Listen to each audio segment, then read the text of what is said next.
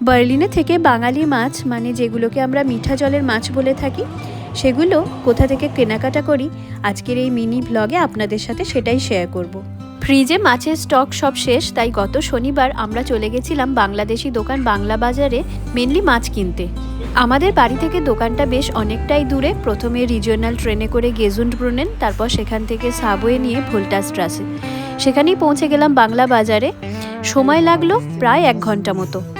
বাড়ির কাছাকাছি বেশ কয়েকটা ইন্ডিয়ান শপ থাকলেও আমরা যে ধরনের মাছ খেতে পছন্দ করি, যেমন ধরুন ওই রুই, কাতলা, ইলিশ, পাবদা, মাছের ডিম বা আরও ছোট ছোট যে কুচো মাছ, সেসব কিন্তু সেখানে পাওয়া যায় না। তাই মাঝে মাঝে শনিবারে হাতে বেশ কিছুটা সময় নিয়ে চলে আসি এই বাংলা বাজারে সেই সব মাছ কেনাকাটা করতে। তবে মাছ ছাড়াও এখানে বিভিন্ন রকমের স্ন্যাক্স, মুড়ি, বিশেষ করে হাতে ভাজা মুড়ি, প্রায় সব রকমেরই মশলা এবং শাকসবজিও পাওয়া যায়। এই দেখুন এখানে ফুচকাও পাওয়া যাচ্ছে। তবে এত দাম দিয়ে যে কটা ফুচকা পাওয়া যায় সেই ফুচকা খেয়ে পেট মন কিছুই ভরে না। আগে বেশ কয়েকবার আমরা এখান থেকে পুঁই শাক, লাল শাক, পটল এসব নিয়ে গেছি, তবে এবারে কিন্তু স্টকে সেসব ছিল না।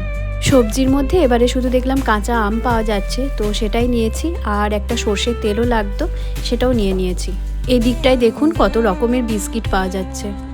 এই হচ্ছে মোটামুটি চালের স্টক। বাসমতি রাইস, বিভিন্ন রকমের সুগন্ধি চাল, এছাড়া পারবয়েলড রাইস, সব রকমই পাওয়া যায়। এবার আপনাদের মাছের স্টকটা দেখাই। এই দেখুন, এই যে পুরো ফ্রিজারটা জুড়ে শুধু ইলিশ মাছ রাখা আছে।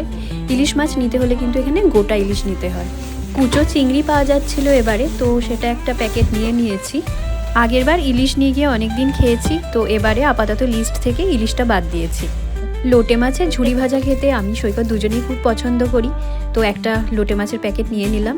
আর পাশেই রয়েছে পাবদারও একটা প্যাকেট নিয়ে নিলাম।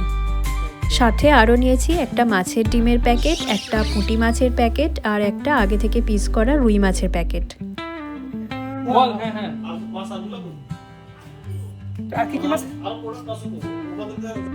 কেনাকাটা শেষে এখন এই বিলিং চলছে। দেখুন না, শুধু মাছ কিনতে এসে আরও কত কিছু কেনাকাটা করা হয়ে গেছে। আজকের মতো বাজার করা শেষ। এবার বাড়ি ফেরার জন্য এই সাবওয়েতে এসে দাঁড়িয়ে আছি। সাবওয়ে মানে হচ্ছে এখানকার মেট্রো। আর ম্যাডাম এই যে একটা ট্রেন দাঁড়িয়ে আছে, সেটা দেখে ভীষণ খুশি হয়েছে। ট্রেন কই? চাও চাও করে দাও, চাও চাও।